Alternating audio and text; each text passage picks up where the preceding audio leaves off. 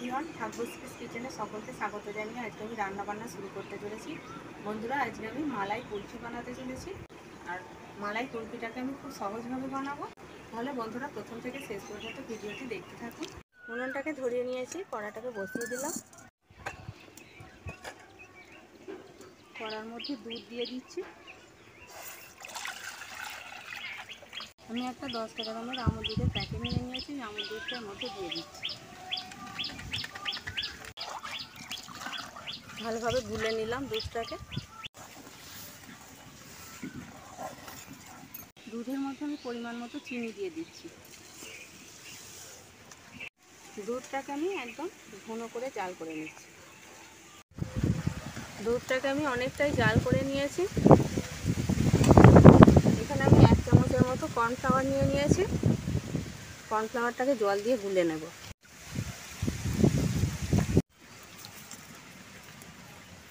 ঠান্ডা জলে গুলে নিচ্ছি ভালোভাবে কর্নফ্লাওয়ারটাকে।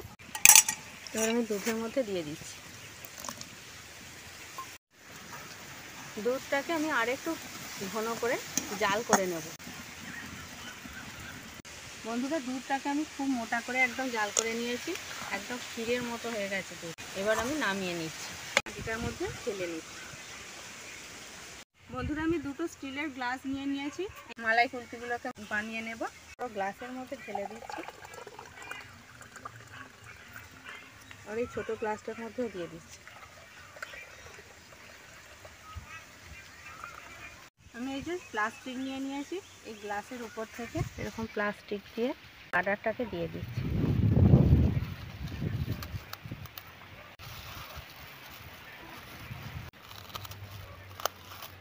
এগুলোকে এবার আমি ডিপ ফ্রিজের মধ্যে ভরে দেবো। বন্ধুরা, এই গ্লাস দুটোকে আমি ডিপ ফ্রিজের মধ্যে সারা রাত রেখে দেবো, পরের দিন সকালবেলা বার করবো।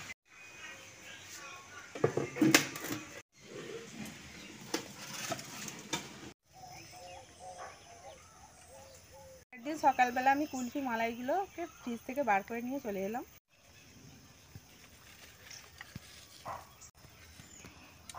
খুব সুন্দরভাবে বসে গেছে একদম।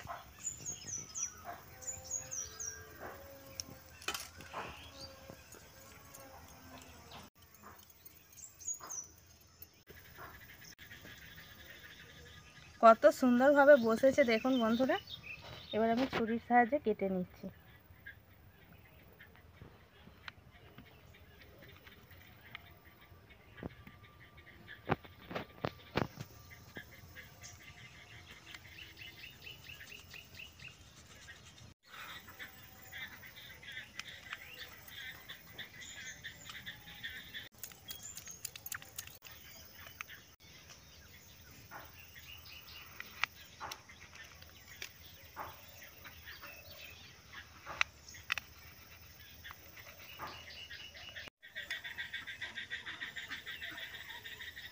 একটা মালাই কুলফি আমি এবার খেয়ে একটু দেখছি কীরকম খেতে হয়েছে।